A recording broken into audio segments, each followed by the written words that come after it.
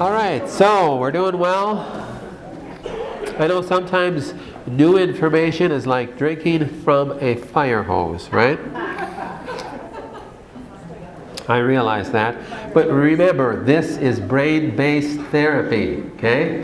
This is stretching your brain. So, a little bit about that. That's the best thing you can do. I'll say, switch it around. The worst thing you could do is stop learning. Absolute worst thing you can do. I'm going to retire and not have to think about anything else. And okay, good luck with that. You have to constantly be learning, constantly be studying, constantly learning new things. You, the only person that can take charge of your brain. With the toxicity in the world today that you can't even get rid of, that is the biggest thing that we're dealing with, dementia issues. Alzheimer's, Parkinson's, and other dementias. So you really have to make sure that you're working on that on a daily basis. So I applaud you for coming to this conference. I think it's helpful, and I think it just helps you. Even if you don't remember a word that I say, your brain just got stretched. And when you go home, if you go on our website and watch some of the videos, you go, oh yeah, no, I remember that. What do you mean? Oh yeah, I remember that. And you just do it over and over again, and you start to become an expert. To be honest with you, everything that I shared with you today, literally, you could be a whole bunch of wonderful, functional medical practitioners sitting in this room, and it would still be all new to you.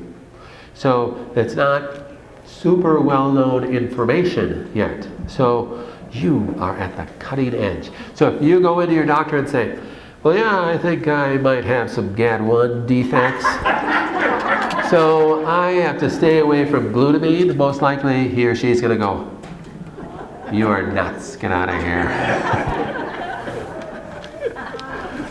So you should use this new knowledge wisely, right? Okay, so I want to kind of open up to some questions. Honestly, I didn't even know I had the rest this time. So this is great. Hopefully this has been helpful. Are you learning something? So I do apologize. There's been some people that came here that wanted to know about cancer, and I didn't get into anything specifically about cancer. And always, this is a little, gene defect that I have. Whenever I speak to doctors or groups or patients or anything, I never like to repeat myself. And when I feel like I'm repeating myself, I feel like I'm cheating somebody. Do you know what I mean? Like, oh, I already said that last year. Or I know I said that 2 years ago. So I don't ever want to say it again, but I know that's not really makes any sense whatsoever, because not everybody was here last year, nor did you memorize everything I said. So so I apologize for that. But so let's talk a little bit about who has cancer or had cancer or wants to have cancer. So when we talk about cancer in our office, and really it's the same thing with any chronic patient, any patient we take on our larger plans, there's 4 pieces that I call pillars that we have to deal with. So there's 4 pillars. So it's easiest to explain with cancer. The first pillar is, what is the cause and how are we going to get rid of that? So when you're dealing with cancer, there's always a cause. Now, from a standard oncology approach, that is completely ignored. Unless you donated your body to science after you died of cancer, and that's what they're doing the study on. For instance, H. pylori, which is a gram-negative bacteria in the same family as Lyme Borrelia, is the #1 cause of stomach cancer worldwide, according to the World Health Organization, based upon numerous studies on the causes of stomach cancer that were funded by some pharmaceutical company wanting to kill H. pylori, probably. But otherwise, it's completely ignored. They don't even still, if you had come into the oncologist with stomach cancer and you came in and said, doctor, here's a paper from the World Health Organization that says the #1 cause of stomach cancer worldwide is H. pylori infection. Are you going to treat my H. pylori infection? He probably, again, either throw you out of the office, or he'll say, yeah, we'll look at that, and here's the chemotherapy that we're going to do. They still, even having that knowledge, they still don't treat the cause. Do you understand? To me, it makes no sense. If you have a cause of cancer, there is a reason why, to understand what cancer is. Cancer is a normal cell that is, for some reason, is not going through normal programmed cell death, apoptosis. It is in a state of rapid replication, which in itself is a state of an issue with methylation. So the idea of how a cell replicates, every cell in your body will replicate a new cell, and the mother cell will die. And that is how your body survives. You slough off skin cells because you replicated new skin cells, and the other skin cells died and they sloughed off. That's called apoptosis. That's a neuroprogrammed cell death.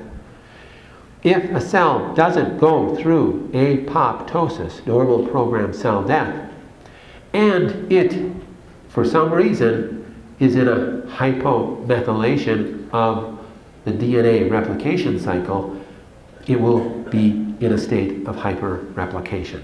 That is, by definition, cancer. That's what cancer is.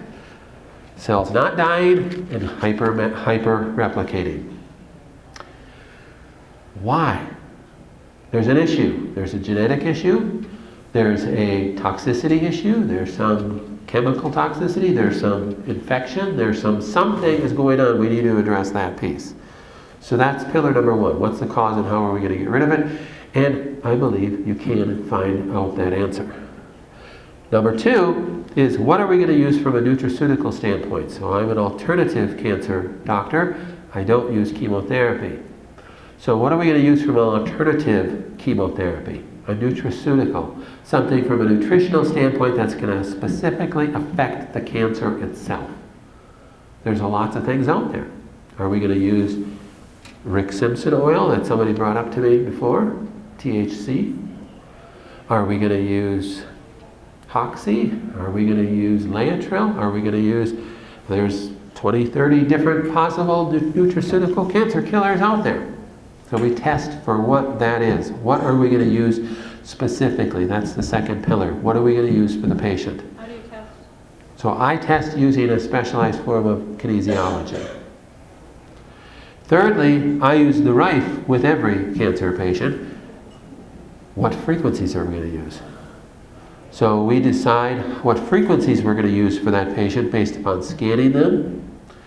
And we are the ones that develop that scanner that I think Mike has out here with the electrodes that you connect to K27 point. And we scan for frequencies. That's one way I determine what frequencies we're going to use. There's known frequencies for that specific cancer. We're going to use that. We're going to use frequencies to support adjacent organs and support detoxification pathways and support the kidneys and the gut, etc. And we're going to use some other frequencies depending on what else I want to, whatever I tested as the cause for that cancer, will help support that, and some other things that I want to put in that program.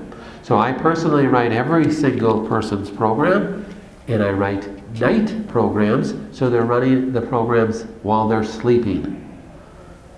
So I personally, it's just my philosophy, I don't want my patients Rifing all day long. I want them living. I mean, what good is it? Why am I going to stay alive for another 5 years with this cancer if I have to sit in front of the Rife machine all day long? That's not living. I want them living. I want them to go get their job back. I want them to be a productive member of society.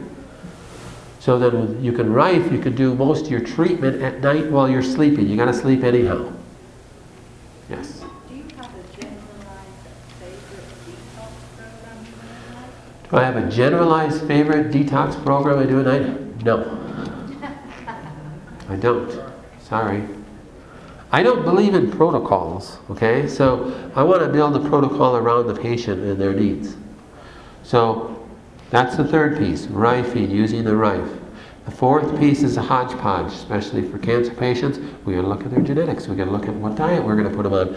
Do they need to be on a low methionine diet, a low glutathione diet, a glutamine diet, a low sugar diet? What do we need to do with that person? Is diet even driving the cancer at all? Sometimes it's not. What do we need to do to support the liver or the gut? All the stuff that we talked about today, it just goes on and on. Are we going to do coffee enemas? Are we going to, and then there's an emotional, spiritual side. We need to support that too. If you can't get out of the terror in your mind, you're never going to get better. We have to balance the sympathetics and parasympathetics. That's the other side of your nervous system, your autonomic nervous system that controls all organ function. So if a person's in a sympathetic dominant state, we have to pull that down and balance that and stimulate vagal nerve function. So there's a lot of different pieces to that fourth pillar. But those are the 4 pillars that we go through, and it takes 2 days in our office to really sludge through most of that. Patient goes home with the Rife machine. They start using it every night. They go home with a 3-ring binder with their program and their protocol, and they're following that. And then as we get the gene information back, we tweak it and we add that, and we just keep tweaking their program. And if the patient continues to do well and was supposed to be dead 3 months ago, and now they're doing great, now it's 6 months later, 12 months later, we just continue on. And that's our goal. So I don't believe I cure cancer. I don't. I don't believe that anybody cures cancer, but I do believe that you can manage it and turn it into a chronic manageable disorder that you can continue to live long after you are not supposed to be alive. So that's our goal. So that's what we do for patients that come in our office. Lyme, it's very similar. Lyme, you have to deal with some other things that you don't have to do with cancer. Lyme is more difficult to deal with than cancer. And I've said multiple times, and my Lyme patients get mad at me, but I'd rather have a stage 4 cancer patient walk in the door than a chronic Lyme patient, because they're easier to fix. Easier to fix. So with Lyme, you have to deal with a lot of inflammation in the brain, and that's when you have to build brain pathways, and that's where, using home brain-based therapy, and I have a home brain-based therapy manual that we send home with patients, and sometimes a neurofeedback unit that we send home with patients. All right. Is that one of Mike's unit? No. So Mike's program uses brain entrainment. So let's touch on that a little bit. What is brain entrainment? Your brain, from a electrical perspective, fires at different hertz. That is cycles per second. So when I'm going to fall asleep, I have to be down at about 4 to 5 hertz. That's an alpha wave. When I'm like all excited at a seminar listening to Dr. Connors, wait a second, everybody's really at 4 hertz. You're at about 25 hertz. Okay? A beta wave, a high beta wave is about 28 hertz. That's when you're really concentrated, you're really excited, you're playing basketball, okay? You're really concentrated in a game, you're excited, right? You're at a very high frequency at about 28 hertz. Do you realize you're watching this screen all day? This is brain entrainment at 60 hertz. Screens, all screens, television screens, telephone screens, iPad screens. Every computer screen type thing is functioning at 60 hertz. You are training your brain at 60 hertz. So this is another thing. We have an ADD, ADHD child. They can't use screens. We limit their screen time. You can get blocking glasses, dark amber sunglasses that will help block some of that. None of it's perfect. You got to limit screen time. This is one of our problems in society. Is it a chemical issue? Yes. Is it a discipline issue? Maybe. Is there other, toxicity issues, vaccine issues, all these things? But kids aren't going outside playing anymore.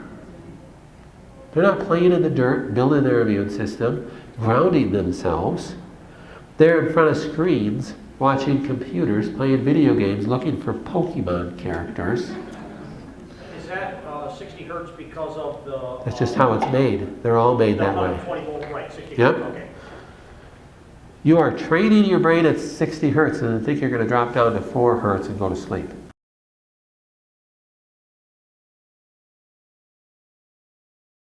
This again adds to early dementia.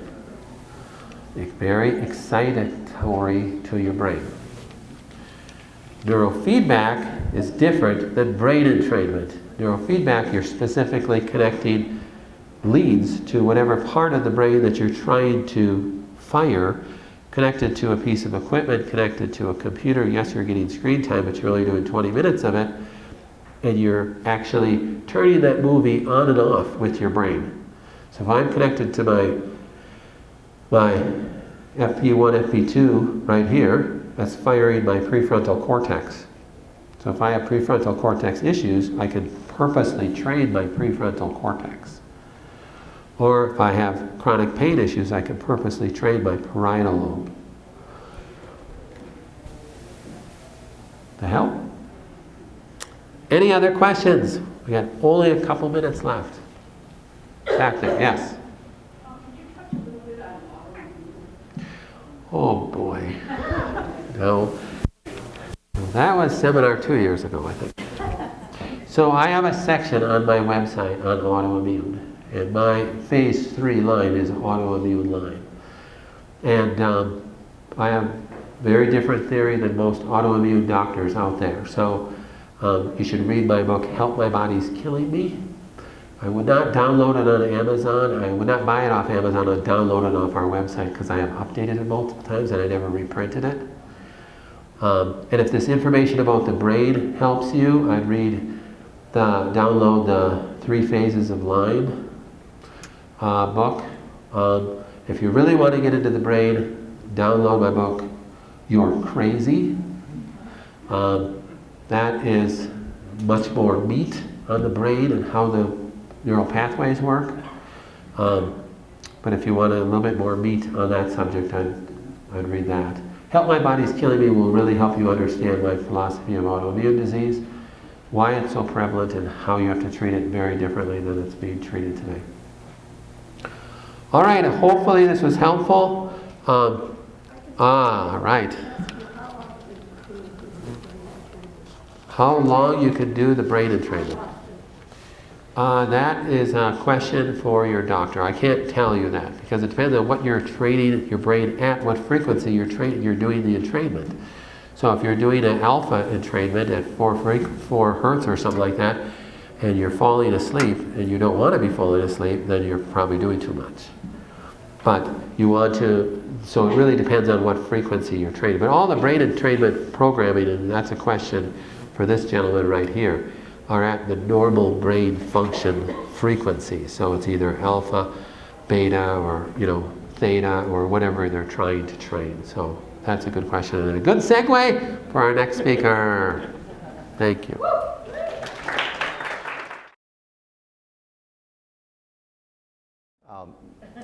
Some of you had some additional questions about the brain entrainment and the eye resonance system in the app. So as Dr. Connors was saying, with brain entrainment, what we're really trying to do is we're trying to adjust brainwave patterns because your brain has gotten into a habit of operating at a different frequency from what it should be operating at. So really if you've got the question in your mind, should I be using brain entrainment, or should I be using the eye resonance system, or should I be using the Rife system? The answer is, for brain entrainment, is the brain the primary target? Is it the primary cause of the dysfunction? If the answer to that is no, you shouldn't be doing the brain entrainment. Use something else. If the brain is a symptom of the problem, address the primary target. That's the simplest explanation. Again, your doctor can help you to understand what exactly it is, if it's the primary issue or if it's just a symptom of the real issue. The eye resonance system. People were asking, so exactly how does that work? Joel had asked earlier about phase, and the good news is that those signals are off phase from one another between the left and the right by 1/1500 thousandths of a second. So there's just about the same amount of phase as there is when you're using the F117. So we do have that extra punch. But the reason that we said to keep the eye resonance system, the straps, on the inside of your wrist so that it could directly address the nervous system is because that's what those frequencies are intended to do. Those frequencies are not going to kill pathogens or parasites. So if, for example, one of those protocols is for Lyme disease, if you're not doing anything on your F117, on your TrueRife instruments for Lyme disease, if you're not doing anything else herbally that's telling your system to attack the Lyme disease, when you use that frequency, your nervous system is going to say, what's that? so it's not going to do anything. Rather, if you are using your F117, and that's a frequency, that particular frequency that's used in the eye resonance system is something that's in all of the Lyme frequency sets, then your nervous system already recognizes what that frequency is for. So you're stimulating your nervous system to send those signals to your body that says, hey, look to see if there's some work you can do. And that's encouraging your body to fill in the gap while you're away from your TrueRife instruments and while you need some extra boost in addition to whatever else you're doing for Lyme. In the same way, if you're running the BX or the BY viruses, you have to be using that in concert with something else. Otherwise, your nervous system simply isn't going to recognize what that signal is about. Mike talked about the client that had the pain issue in the shoulder. The eye resonance system is not going to fix trauma. It's not going to heal wounds. But it is interacting with the nervous system where there's that pain response. So if the pain response is just something where the nerves got into a habit of being in pain, that will help. That's really what that's intended for. I wanted to talk a little bit about how we developed those frequencies and how we developed the MP3 files, because Mike was saying that if you're just generating a signal the whole time and you're just fluctuating that signal, you're always stimulating the straps or the pads. So what we did was we used a hard limiter, and we did that hard limiter in tiny, tiny fractions of a second so that we were actually having signal and then not having signal and then having signal, so that we were mechanically producing the pulse rate that is most efficient for the use with that frequency. And that's actually how we're producing those files. It takes about 2 hours for every second of file that we're generating. Thankfully, most of the time we get to a point where we can start to repeat that frequency, and that saves a lot of work for the rest of it. When we were looking at the insect repellent, the primary purpose for that, even though it may work with other insects, is we were concerned about the Aedes aegypti mosquito, which you've probably heard on the news. That's the mosquito that's believed to be the carrier for Zika and chikungunya and the things that are showing up as malaria in North America. It's not the same thing as you're going to get with malaria overseas. But if we could address that mosquito, so we did some research, found frequencies that were alleged to be noxious to mosquitoes, found pulse rates that would amplify that noxious condition, and we constructed a frequency for it. We put it on an MP3 player, and it was actually my cell phone. I went outside. I live in Florida. We have Aedes aegypti mosquitoes all over the place, and they're the mosquito that's going to come out during the day. So I went out 11 o'clock in the morning, and I had a swarm of mosquitoes swarming around my bare legs, biting me if they got the chance. So I turned on my cell phone, played it through the speaker. Those mosquitoes could not possibly have cared any less. They don't care about the frequency itself, but I had the straps on, plugged them into the phone, and immediately the mosquitoes started landing and taking off, and landing and taking off. I had one after about 10 minutes that was so resolved to bite me that it landed, and its little proboscis was poking around. For about 10 seconds, it could not decide where to bite, and it finally flew off in frustration. So if you run that, you're going to have mosquitoes swarming around you, but they won't bite you as long as that signal's in place, because that's being generated then through all of your skin, and somehow it messes up their nervous system. They can't pick a good spot.